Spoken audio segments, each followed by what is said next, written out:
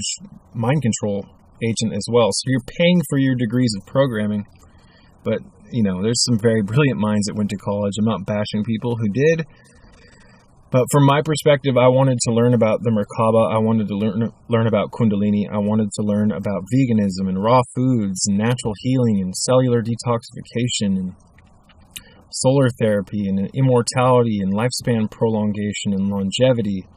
I wanted to study particular forms of philosophy that weren't being taught in the mainstream schools and education programs. So, within 1 month of me doing my own thing, I really took off and learned so much more than I ever would have at these mainstream schools.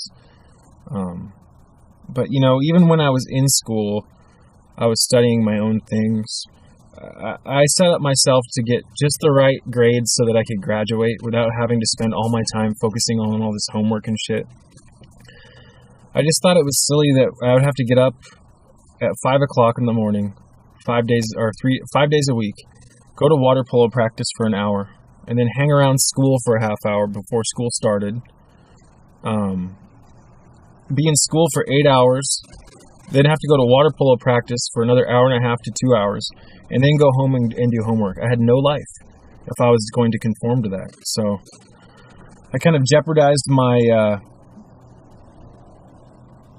how would I say it? I didn't get the best grades. I didn't want to. I wanted to get through school, but I also wanted to do my own thing. So oftentimes in class, I would have my own book, and I would open up my big textbook in class, and then I would place my littler book inside this, and then hold it up on my desk and act like I was reading the book while I was reading my own stuff. Things like Aleister Crowley's The Book of Thoth, or the Book of Tahuti, or Thoth, or Thoth, as some would call him. Interesting book on the tarot. Interesting book on the universe in general. Very difficult book to read. But I got really interested in the pineal gland and enlightenment in sophomore year of high school. And I'd print stuff out and bring it and read it in class. Never got caught, because I felt like I was being guided to do it. I never felt guilty for what I did. I always felt like it was a form of structured rebellion to do those things, to fake that I was reading the mainstream material while I read my own stuff. It was like a hack almost. I felt like Neo in the Matrix. It was fun. So, anyways, I'm ranting. Let's get a little bit more water.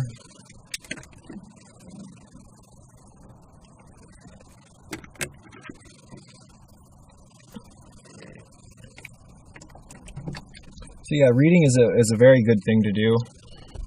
It's very fun. You learn a lot. But one thing you can do if you don't particularly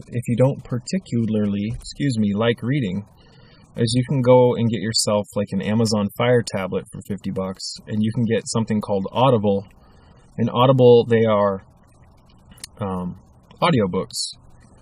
And I found a lot of stuff on there that was really, really cool. If you sign up for Audible, I don't know if they're still doing it, but you get 2 free ebooks if you sign up. And even if you don't continue your subscription, you get to keep those books. So I got 2 free books, and each one of the audiobooks was like $18 each. So I got almost $40 worth of content for free. One of the books I picked up and listened to that I highly recommend getting is Dr. Botmongelage's book. I believe it's called Your Body's Many Cries for Water. That book really changed my perspective on water, and it really inspired me to start consuming more water. And when I did that, I really did feel a profound upliftment. That book really hits the nail on the head, and it will lay down all the science on why you need more water. So, I mean, I think that dry fasting can be a beneficial thing. I've done it. I've derived a lot of benefit from it. Things like mental clarity, profound mental clarity I've experienced from dry fasting. But I don't think that dry fasting is something that would be beneficial long term. I think that it serves a purpose, but our bodies run on water. Our bodies are composed primarily of liquid.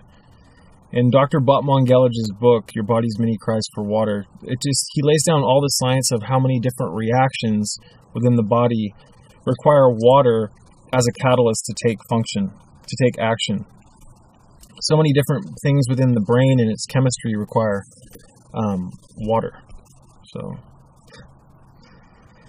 anyways, just a brief little rant, you guys. Another car rant.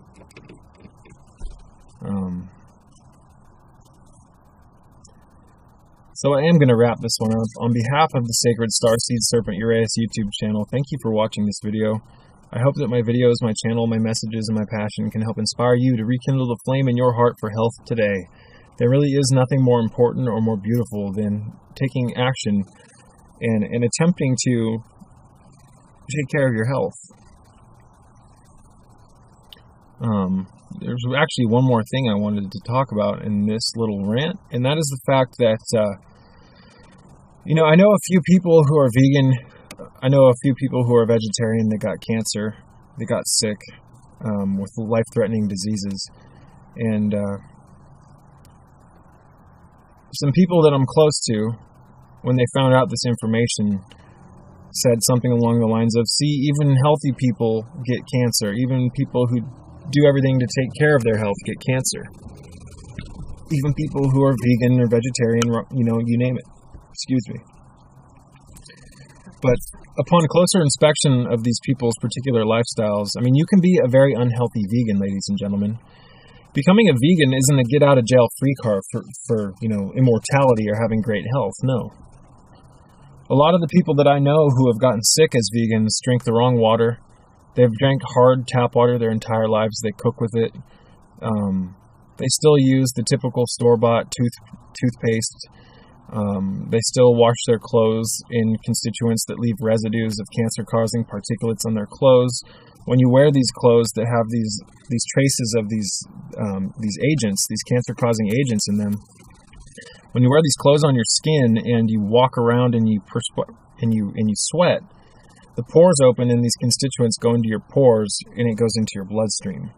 There's a lot of variables here. There's a lot of different intricacies that I think the average person fails to look at. I think a lot of the poisons that are being pushed on us are used in such a subtle fashion and advertised to us in such a subtle way that it's hard for the programmed mind to catch it and pick up on it. Like typical person in the Matrix wouldn't ever believe that his laundry detergent or his or her tap water, you name it, is poisoning them. But bottled water, again, the estrogen mimickers, the bisphenol A, the hormone disruptors, they're fucking with your genetics for sure.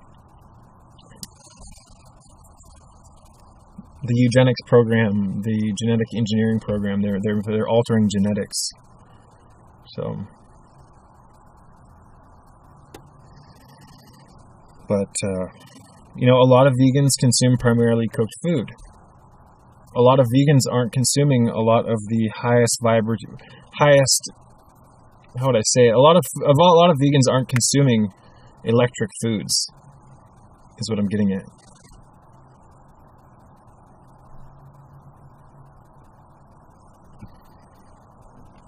So, I hope that my channel can benefit you in some way.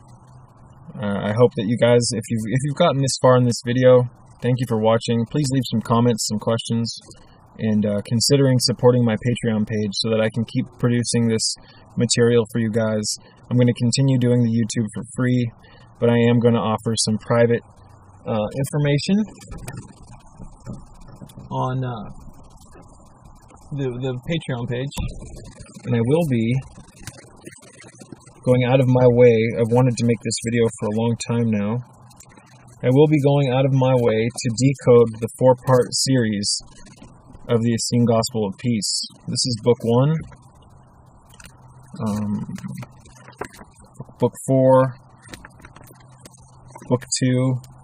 Where's book 3? I have book 3 is back there somewhere, but this is I just recently recommended this book in one of my videos. I've actually recommended it in a handful of videos, and this is the Essene Science of Fasting, you guys. The Essene Science of Fasting, and this is such a profound book. It's not easy. It's not difficult to read. This has been one of my primary forms books of study.